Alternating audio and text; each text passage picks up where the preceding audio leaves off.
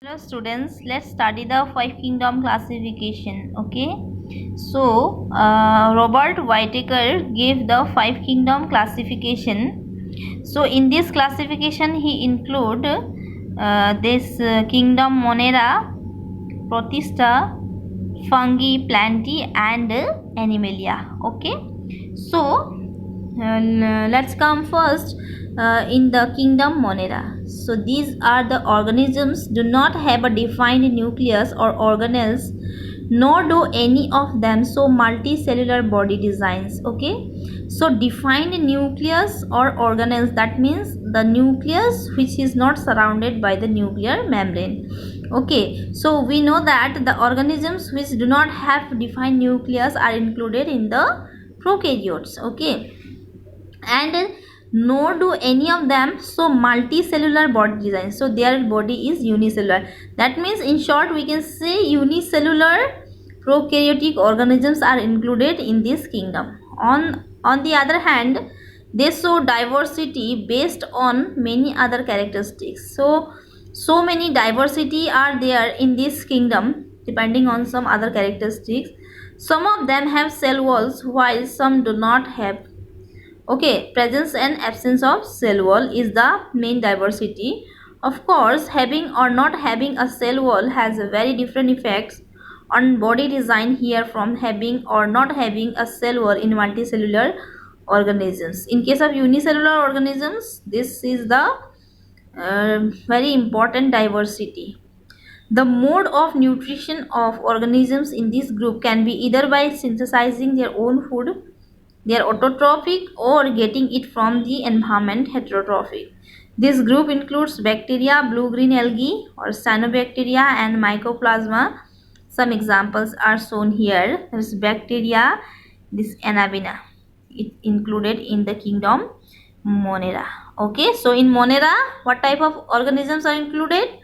The unicellular prokaryotic, yes. And the second kingdom is Protista. This group includes many kinds of unicellular eukaryotic organisms. Unicellular eukaryotic, that means they have the defined nucleus.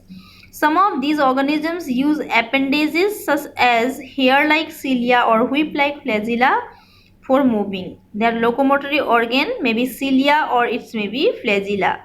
Their mode of nutrition can be autotrophic and heterotrophic.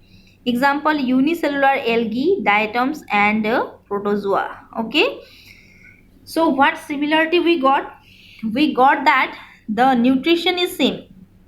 In case of kingdom Monera, the organisms may be autotrophic or heterotrophic. Here also in case of Protista, the organisms may be autotrophic or heterotrophic.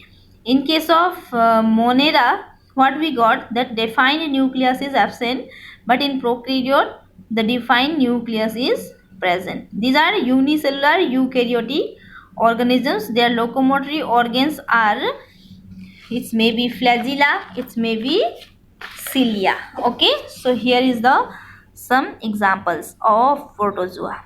This is the paramecium, amoeba and euglena. Okay, the next kingdom, that is fungi. So these are heterotrophic eukaryotic. These are heterotrophic, okay, organisms. Some of them are use decaying organic material as food and therefore called saprotrophs. So underline this term saprotrophs. What is saprotrophs? The organisms which getting their nutrients from the decaying organic materials. Other requires a living protoplasm of host organism for food. Okay, so they are called parasites, the organisms which depend on the other living organisms. That is the difference between saprotrophs and parasites. Okay, in case of saprotrophs, what happen? They depend on the food for the decaying substances, decaying materials, and the parasites are the organisms which depend on the living host. Many of them have the capacity to become multicellular organisms at certain stage in their lives. They have cell wall made of tough complex sugar called chitin. Okay, underline this.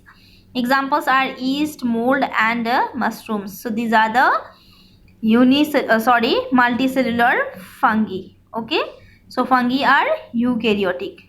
It may be unicellular or multicellular. So some fungal species live in permanent mutually dependent relationship with blue-green algae or cyanobacteria. Such relationships are called symbiotic. Okay, the relationship between the fungi and the bacteria is called that means association of two organisms, that is called symbiotic. These symbiotic life forms are called lichens. So symbiotic association between algae and fungi is called yes, symbiotic association between algae and fungi is called lichens. We have all seen lichens as the slow growing large colored patch on the bark of trees. Okay, in the next class we will discuss the kingdom Plantae and the animal.